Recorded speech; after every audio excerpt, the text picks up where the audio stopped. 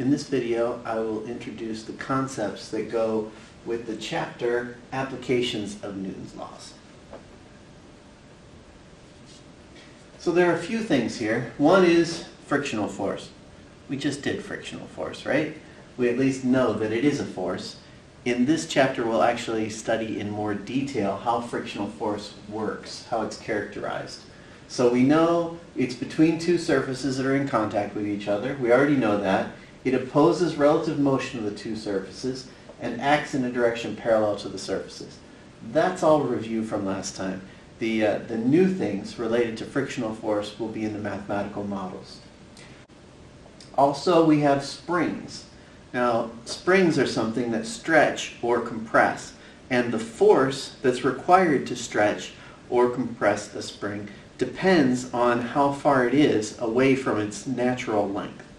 So, this will be the first time that we've got a force that actually varies.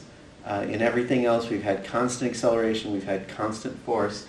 Now we're going to have a force that depends on how far something is stretched or compressed.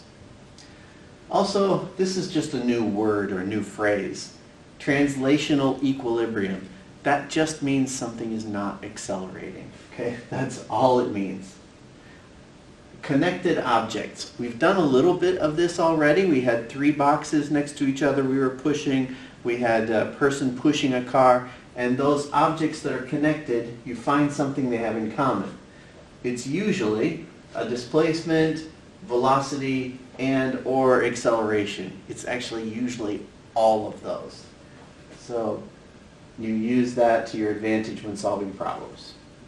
Also, we will introduce centripetal force. Centripetal force, you may also have heard of centrifugal force. Those two are closely connected to each other. We'll talk about the differences between those.